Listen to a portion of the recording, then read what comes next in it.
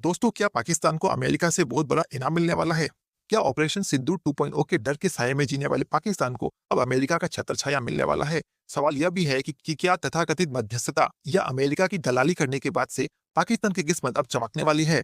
क्योंकि जिस प्रकार से डोनाल्ड ट्रंप ईरान के हाथों से पिटने के बाद से व्हाइट हाउस के छत पर चढ़ करके सभ्यता को मिटाने की धमकियां दे रहे थे, ऐसे में ट्रंप के फेवरेट दलाल ने ट्रंप को ईरान के हाथों बेइज्जत होने से बचाने के लिए बीच बचाव करते हुए एक सीज फायर कराने का दावा किया और कहीं ना कहीं अपने मालिक को पूरी दुनिया के सामने शर्मिंदगी उठाने से बचाया। तो क्या अब पाकिस्तान को अपने इस बड़े कारनामे के लिए अमेरिका से कोई बड़ा इनाम मिलने जा रहा है? इसी बीच पाकिस्तान का इस्लामिक ब्रदर यूएई ने भी पाकिस्तान से पैसे मांग लिए हैं। तो क्या पाकिस्तान को अब अमेरिका से पैसे मिलने वाले हैं या फिर फाइटर जेट्स? समझेंगे अब तक के घटे इस पूरे घटनाक्रम के एक एक कड़ी को आज के इस वीडियो में, जिसने वेस्ट एशिया के जियोपॉलिटिक्स को काफी हद तक प्रभावित भी किया। दरअसल इस युद्ध की शुरुआत एक खुफिया फाइल से होती है, जिस फाइल के इंफॉर्मेशन मोसाद के प्रमुख डेविड वार्निया द्वारा इजरायली प्रधानमंत्री नेतन्याहू को एक ब्रीफिंग के दौरान सुनाई जाती है। मोसाद प्रमुख नेतन्याहू को ब्रीफिंग के दौरान यही बताते हैं कि ईरान में इस समय मामला काफी गर्म है और ईरान के लोग वहां के सत्ता के खिलाफ काफी हद तक भड़के हुए हैं।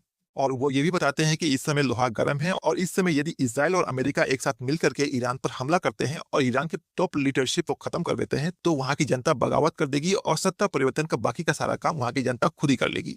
इस इंफॉर्मेशन को आगे चल करके इसराइल द्वारा अमेरिका तक पहुंचाया जाता है और जैसे ये इंफॉर्मेशन ट्रंप के पास पहुंचती है तो ट्रंप इस बात को सुनने के बाद से काफी हद तक राजी हो जाते हैं और ट्रंप को इस एक्शन में अपने लिए भी काफी कुछ दिखाई देता है। हालांकि ट्रंप के आसपास के लोग जैसे कि जेडी पेंस और उनके प्रमुख सलाहकार इस बात को लेकर के राजी नहीं थे और वे ईरान के परमाणु कार्यक्रम को अमेरिका के लिए कोई इमीडिएट थ्रेट भी नहीं मान रहे थे।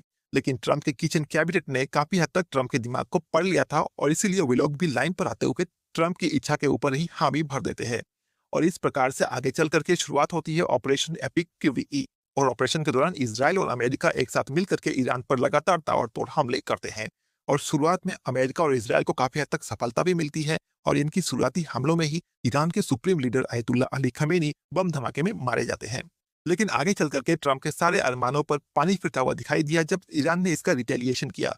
ईरान ने लगातार मिसाइल हमले करना शुरू कर दिए और ईरान के मिसाइल हमलों ने गल्फ के सभी देशों को एक एक करके टारगेट करना शुरू कर दिया और आगे चल करके ईरान ने अमेरिका के गल्फ रीजन में स्थित सभी मिलिट्री बेसिस को टारगेट किया, अमेरिका के एयर डिफेंस सिस्टम को डिस्ट्रॉय किया, अमेरिका की so called advance fighter jets को भी शॉट डाउन किया और अमेरिका के एक एवॉक्स को भी शॉट डाउन किया। अमेरिका के पास ईरान के सस्ते ड्रोन और मिसाइलों का कोई जवाब ही नहीं था और ईरान इस कदर से आक्रामक हो गया था कि उसने पूरे के पूरे स्ट्रेट ऑफ हॉर्मुज को ही ब्लॉक कर दिया।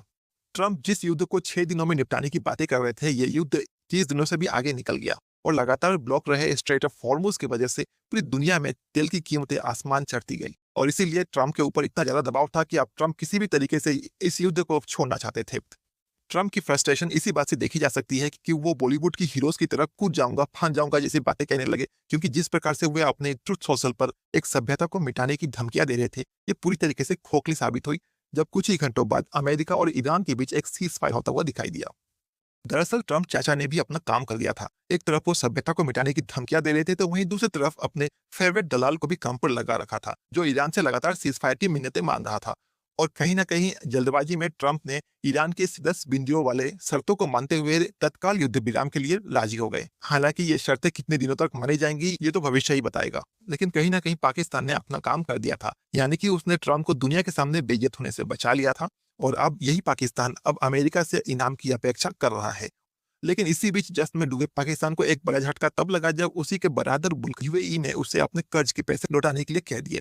ऐसे में पाकिस्तान को अब ना चाहते हुए भी यूएई को बिलियंस ऑफ डॉलर्स लौटाने होंगे। तो क्या पाकिस्तान को अब ये पैसे इनाम के रूप में अमेरिका से मिलेंगे या फिर अमेरिका उसे एक नए फाइटर जेट प्रोग्राम के तहत मिलियंस ऑफ डॉलर प्रोवाइड करेगा? और जिस प्रकार से आज के समय में पाकिस्तानी रक्षा मंत्री लगातार भारत के खिलाफ लंबी लंबी डींगे हाँकते हुए धमकियां दे रहे हैं, कहीं ना कहीं उसे अमेरिका से भी छत्रछाया प्राप्त हो चुकी है और शायद इसीलिए ऑपरेशन सिंदूर 2.0 के डर के साए में जी रहे पाकिस्तान को अमेरिका का एक सहारा मिलता हुआ दिखाई दे रहा है और इसीलिए शायद पाकिस्तानी रक्षा मंत्री काफी उछल कूद भी कर रहे हैं। अब ये देखना दिलचस्प होगा कि क्या ये सीज फायर आगे चलता भी है या फिर आगे चलकर युद्ध वापस से शुरू होता हुआ दिखाई देगा।